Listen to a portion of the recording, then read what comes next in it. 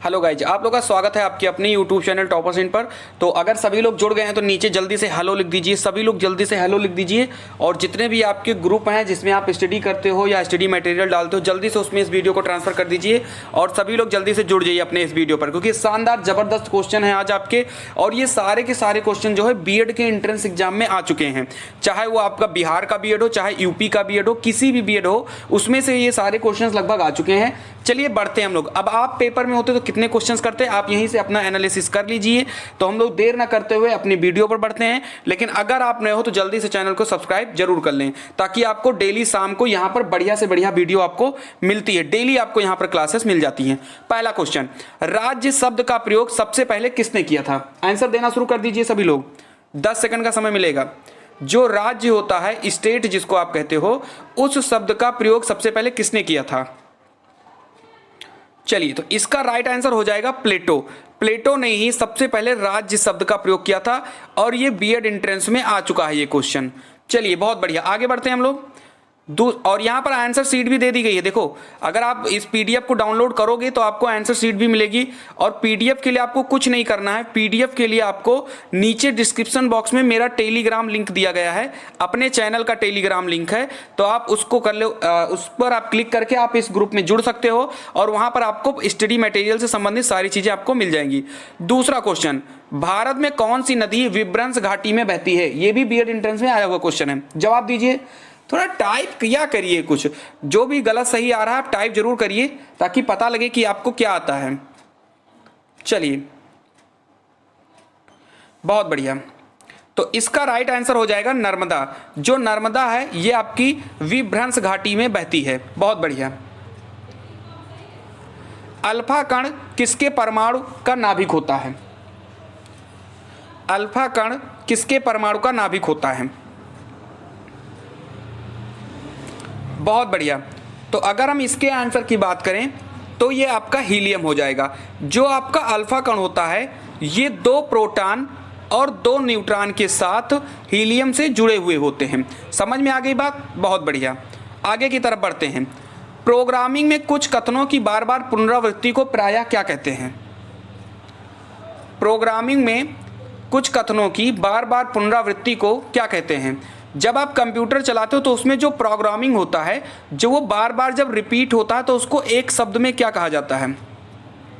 बताइए। जब वो बार बार रिपीट होता है तो उसको एक शब्द में क्या कहा जाता है, यही आपको बताना है। बहुत बढ़िया, तो इसका राइट आंसर हो जाएगा लूपिंग। उसको क्या कहा जाता है? लूपिंग कहा जाता है। जो कंप्यूटर में जो प्रोग्रामिंग होता है, जब वो बार बार रिपीट होता है तो उसको हम लोग एक शब्द में लूपिंग कहते हैं। और ये भी बीएड एंट्रेंस में आया हुआ क्वेश्चन था। अगली बात, अगले क्वेश्चन की बात करें, दांत और हड्डियां किससे मजबूती प्राप्त करती हैं? क्लोरीन से, सोडियम से, कैल्शियम से या फ्लोरीन से? चलिए आंसर दीजिए। बहुत बढ़िया, तो इसका राइट आंसर हो जाएगा कैल्शियम।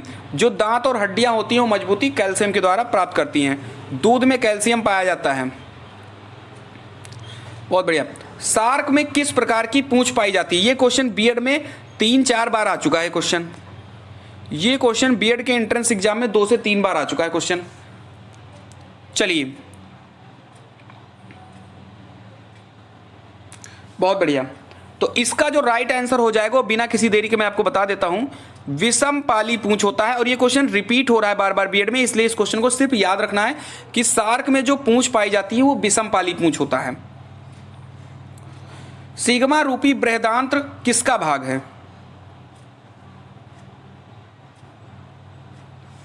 बताइए। ये भी क्वेश्चन रिपीट हुआ है कई बार। टेंशन ना लो, अगर ये आपको हार्ड लग रहा है तो घबराओ नहीं, आगे इजी क्वेश्चंस भी आपको मिलेंगे।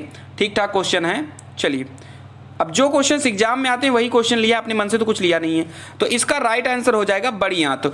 जो सिग्मा रूपी बृहदांत्र होता है वो बड़ी आंत का एक भाग होता है। और बड़ी आंत का एक दूसरा नाम भी अगर आपको मैं बता दूं, बड़ी आंत को कालन भी कहा जाता है। कालन भी कहा जाता है बड़ी आंत को। समझ में आ गई बात? चलिए बहुत बढ़िया, आगे बढ़ते हैं हम लोग। किसी स्थान पर चुंबकीय याम्योत्तर और भौगोलिक याम्योत्तर के बीच का कोण कैसा होता है?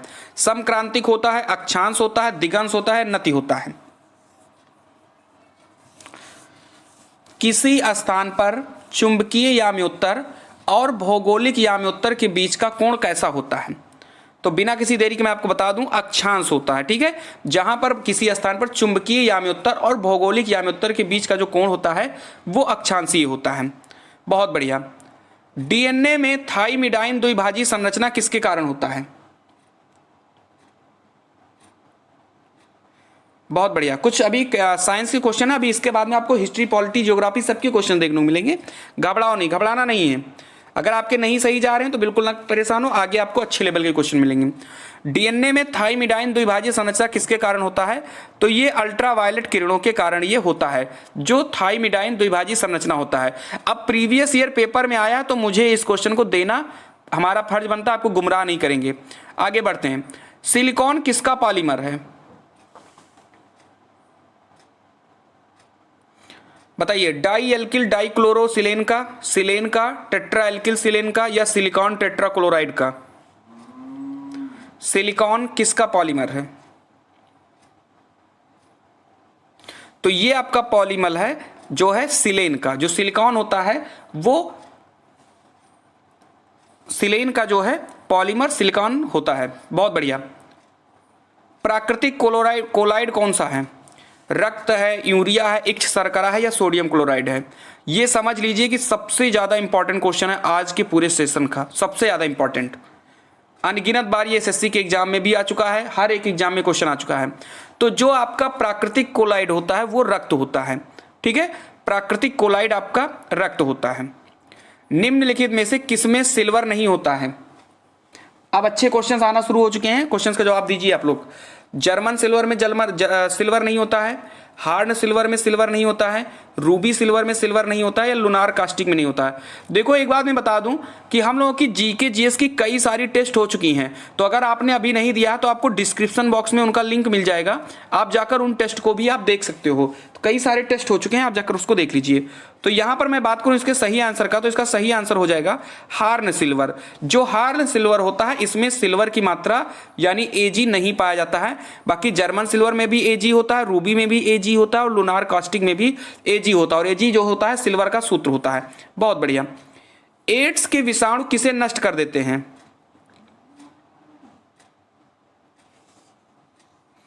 चलिए बताइए। तो इसका राइट आंसर हो जाएगा लिम्फोसाइट। जो लिम्फोसाइट होता है, जो एड्स के विषाणु होते हैं, एड्स जो होता है वायरस से होता है, और उस वायरस का नाम होता है एचआईवी, आप सबको पता होगा। ठीक है, ads acquired immuno deficiency syndrome इसका फुल फॉर्म होता है। देखो आज मैं एक्सप्लेन नहीं कर रहा हूं, क्योंकि बहुत सारे बच्चों ने कल कहा था कि सर एक्सप्लेन ना किया जाए तो ज्यादा अच्छा है, क्योंकि समय नहीं जो ज्यादा लगे, हम लोग जल्दी जल्दी आंसर देंगे। तो जहां पर जरूरी है मैं वहीं पर एक्सप्लेन कर रहा हूं। अगला क्वेश्चन मोस्ट इंपॉर्टेंट। किस वर्ष मार्गरेट थैचर ब्रिटेन की पहली महिला प्रधानमंत्री बनी थी? किस वर्ष मार्गरेट थैचर ब्रिटेन की पहली महिला प्रधानमंत्री बनी थी? चलिए, इसका राइट आंसर हो जाएगा 1979। ये 1979 से लेकर के 1990 तक ये ब्रिटेन की पहली महिला प्रधानमंत्री थी। और इनमें एक फैक्ट और याद रखिएगा कि जो मार्गरेट थैचर थी, इनको आयरन लेडी भी कहा जाता है, आयरन लेडी कहा जाता है इनको। चलिए, मार्गरेट थैचर को आयरन लेडी के नाम से भी जाना जाता है। अच्छा, आप एक बात बता दीजिए हमको, भारत का आयरन मैन किसको कहा जाता है? भारत का आयरन मैन किसको कहा जाता है? आप लोग जल्दी से कमेंट करिए, भारत का आयरन मैन किसको कहा जाता है? इसका राइट आंसर 1979 होगा। जल्दी कमेंट करिए सभी लोग कि भारत का आयरन मैन किसे कहा जाता है। तब तक हम लोग अगला क्वेश्चन कर लेते हैं। यूएन महासचिव का कार्यकाल कितना होता है? 3 साल, 4 साल, 5 साल, 6 साल? बताइए, चलिए बता दीजिए। यूएन महासचिव का कार्यकाल कितना होता है? तो इसका राइट आंसर हो जाएगा 5 साल। ठीक है, जो यूएन महासचिव होते हैं इनका जो कार्यकाल होता है वो 5 साल होता है। पहले जो था, अगर ये पूछा जाए पहले कितना होता था, तो पहले 4 साल होता था, अब उसको बढ़ाकर 5 साल कर दिया गया है यूएन महासचिव का कार्यकाल। चलिए, इसमें मैं एक और फैक्ट अगर आप ऐड कर दूं तो एक यूएन के महासचिव थे जिनका नाम था ट्रिगवेली। क्या नाम था, ये क्वेश्चन आया है एग्जाम में, ट्रिगवेली नाम था उनका।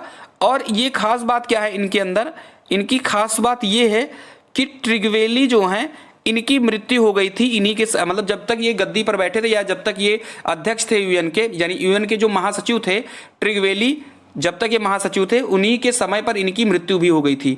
यानी ट्रिगवेली जो थे ये अपने शासन में रहते हुए इनकी मृत्यु हो गई थी। समझ में आ गई बात। चलिए, भारतीय संविधान के अनुसार इस अनुच्छेद के तहत राष्ट्रपति आपात की घोषणा कर सकता है। यानी जो अनुच्छेद है इसमें किस अनुच्छेद के तहत जो राष्ट्रपति होता है वो आपात की घोषणा कर सकता है।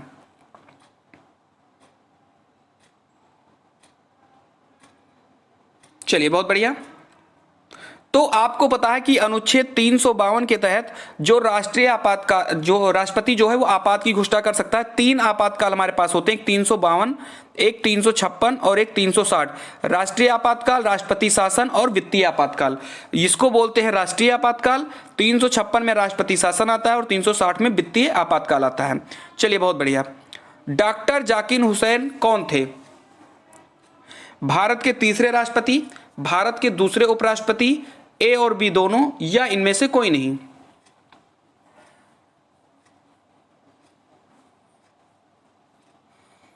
चलिए बताइए। तो इसका राइट आंसर हो जाएगा ए और बी दोनों। जो भारत के, अगर हम बात करें इसमें, तो भारत के दूसरे उपराष्ट्रपति बने थे डॉक्टर जाकिर हुसैन। इसमें कुछ फैक्ट्स हैं, अगर आप लिखना चाहो तो लिख लीजिए।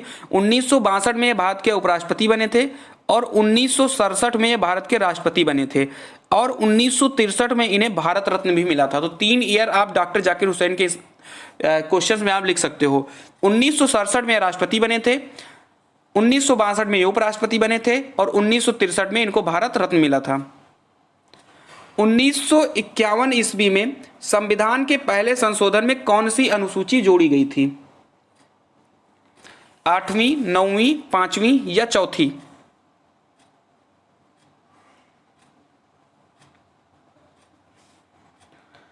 चलिए, तो इसका राइट आंसर हो जाएगा 9वीं। सबसे पहले तो आपको याद रखना है कि पहला संविधान संशोधन कब हुआ था। तो 1951 में कौन सी अनुसूची जोड़ी गई थी? तो 9वीं। आप सबको पता है जब संविधान लागू हुआ था तो उस टाइम पर सिर्फ 8 अनुसूची थी, लेकिन अब हमारे पास कितनी अनुसूची हैं? अब हमारे पास 12 अनुसूची हैं, जिसमें से पहली अनुसूची यानी जो 9वीं अनुसूची थी इसको 1951 में जोड़ा गया था। बहुत बढ़िया। चलिए आगे बढ़ते हैं। अंतर्राष्ट्रीय मजदूर दिवस कब मनाया जाता है या कब होता है? बहुत अच्छा क्वेश्चन है, बता दीजिए। चलिए, तो इसका राइट आंसर हो जाएगा 1 मई। 1 मई को अंतर्राष्ट्रीय मजदूर दिवस मनाया जाता है। थोड़ा शेयर कर दिया करिए और नए हो चैनल पर सब्सक्राइब करो। जो लोग नए जुड़ रहे हो और जिन्होंने अभी तक लाइक नहीं किया हो जल्दी से लाइक कर दीजिए, जो लोग नए जुड़े हो अभी तक, क्योंकि क्वेश्चन जो है काफी दमदार क्वेश्चन है ये सारे क्वेश्चन जो हैं। चलिए, और यही क्वेश्चन एग्जाम में रिपीट होते हैं। आगे बढ़ते हैं।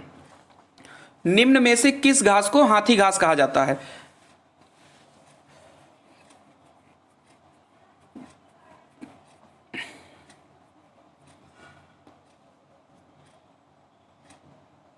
चलिए,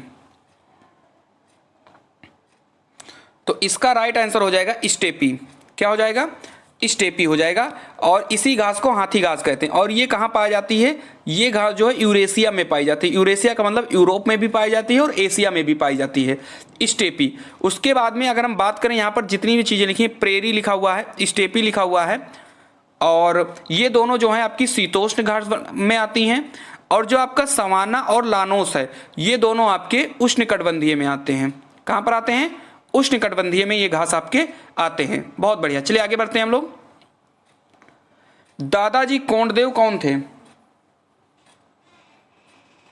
शिवाजी के पिता, शिवाजी के मामा, शिवाजी के गुरु या पूना के पेशवा? ये भी क्वेश्चन कई बार रिपीट हो चुका है एग्जाम में। तो इसका राइट आंसर हो जाएगा शिवाजी के गुरु। ठीक है, दादाजी कोंडदेव शिवाजी के गुरु थे। चलिए आगे बढ़ते हैं। निम्न में से कौन बौद्ध कला का प्रतिनिधित्व नहीं करता? स्तूप, चैत्य, विहार या स्मृति चिन्ह?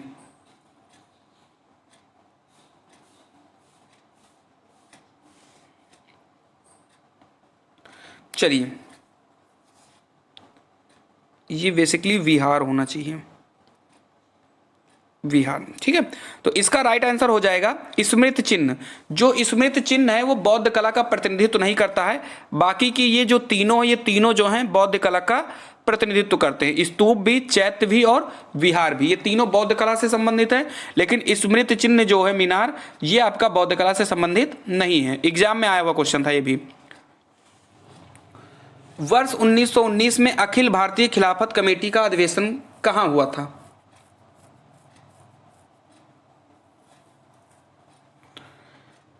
चलिए, इसका राइट आंसर हो जाएगा दिल्ली। वर्ष 1919 में अखिल भारतीय खिलाफत कमेटी का अधिवेशन दिल्ली में हुआ था। बहुत बढ़िया, आगे बढ़ते हैं। निम्न में से किसने बौद्ध धर्म का समर्थन नहीं किया? चंद्रगुप्त मौर्य, अशोक, कनिष्क या हर्षवर्धन?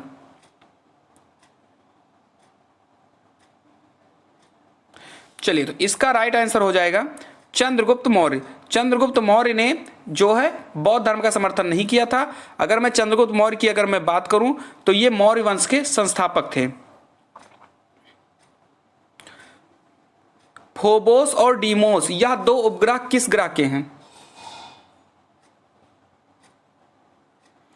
बताइए। मंगल, बृहस्पति, शनि या यूरेनस? तो इसका राइट आंसर हो जाएगा मंगल। मंगल ग्रह के ही ये दोनों हैं, और मंगल ग्रह को लाल ग्रह के नाम से भी जाना जाता है। सबसे बड़ा ग्रह की बात करेंगे तो बृहस्पति हो जाएगा सबसे बड़ा ग्रह, और दो ग्रह हैं जिनके उपग्रह नहीं होते हैं, तो एक आपका हो जाएगा बुध और एक आपका हो जाएगा शुक्र। 8 ग्रहों में ये 2 ग्रह ऐसे हैं जिनमें एक भी उपग्रह नहीं पाए जाते हैं, बाकी बृहस्पति में सबसे ज्यादा उपग्रह पाए जाते हैं। चलिए, बहुत बढ़िया। अगर मैं शनि के उपग्रह की सबसे मेन उपग्रह की बात करूं तो वो आपका टाइटन होता है। टाइटन उपग्रह जो है वो शनि का है। फोबोस और डीमेस जो हैं वो मंगल ग्रह के हैं। बहुत बढ़िया। लाइकेन किससे संबंधित है?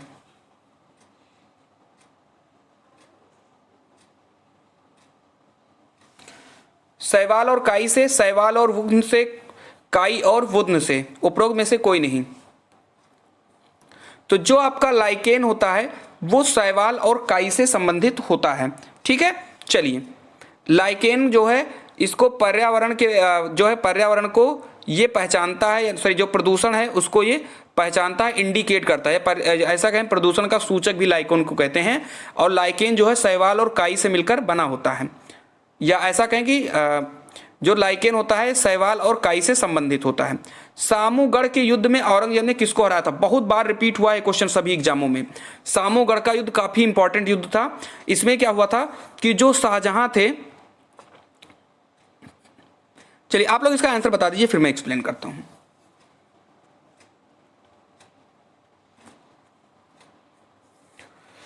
चलिए, तो इसका मैं पहले से एक्सप्लेन करता हूं। जो आपका सामूगढ़ का युद्ध था तो शाहजहां के 4 लड़के थे। मैं धीरे धीरे बता देता हूं। शाहजहां के टोटल 4 लड़के थे, जिसमें से एक था शाह शुजा, दारा शिको, मुराद और औरंगजेब। ये शाहजहां के चारों लड़के थे।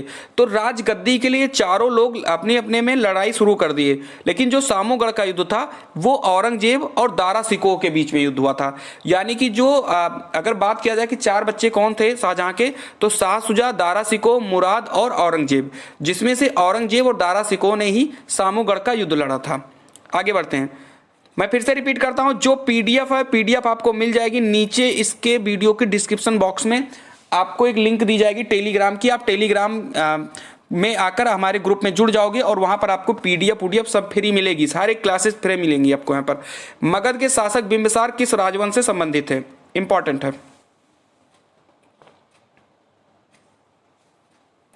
चलिए, तो इसका राइट आंसर हो जाएगा हर्यक वंश।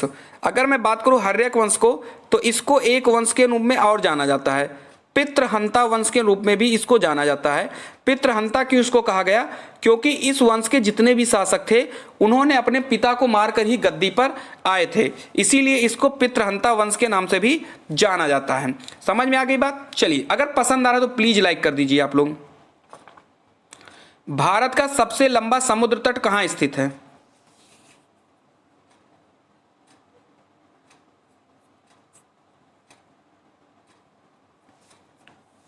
बहुत बढ़िया।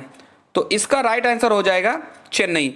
भारत का सबसे लंबा समुद्र तट चेन्नई में स्थित है। असहयोग आंदोलन की शुरुआत कब हुई? तो आप सबको पता है कि जो असहयोग आंदोलन था वो 1920 में शुरू हुआ था और 1922 में ये समाप्त हो गया था। 1919 में जलियांवाला बाग कांड हुआ था। यहाँ पर तीनों में बता दूं, यहाँ पर असहयोग आंदोलन शुरू हुआ था, 1922 में असहयोग आंदोलन समाप्त कर दिया गया था, ठीक है। और 1919 में अगर हम बात करें तो यहाँ पर क्या हुआ था कि यहाँ पर जलियांवाला बाग कांड आप लोगों को पता होगा, रॉलेट एक्ट के नाम, रॉलेट एक्ट भी 1919 में ही आया था। तो ये 3-4 चीज़ें आपको याद रखनी है। बात करता हूँ आंसर की, तो आंसर की आपको नीचे मिल जाएगी, कोई दिक्कत नहीं है। हर एक क्वेश्चन की आंसर की आपको नीचे दे दी गई है। आपको ये PDF भी मिल जाएगी और PDF के लिए आपको डिस्क्रिप्शन बॉक्स में लिंक दी गई है। आप वहाँ पर जाकर जो है हमारे टेलीग्राम ग्रुप से जुड़ जाइए और वहाँ पर आपको ये PDF भी मिल जाएगी। हर एक चीज़ आपको फ्री मिलेगी, क्लासेस भी फ्री मिलेंगी, वीडियो भी फ्री मिलेगी। बस सिर्फ आपको चैनल को सब्सक्राइब कर बेल आइकन को दबा देना है। बाकी आप लोगों को बढ़िया से कॉलेज मिल जाएगा, कोई दिक्कत नहीं, सबको गवर्नमेंट कॉलेज मिलेगी और जो लोग गवर्नमेंट जॉब की तैयारी कर रहे हो उनको गवर्नमेंट जॉब मिलेगी। तो इतना ही था आज के लिए। अगर सेशन पसंद आया हो तो जरूर नीचे लिखें कि कैसा सेशन था, क्वेश्चन कैसे लगे आपको, ठीक है। तो मिलते हैं हम लोग अपनी अगली वीडियो में, तब तक के लिए खुश रहिए, मस्त रहिए, जय हिंद।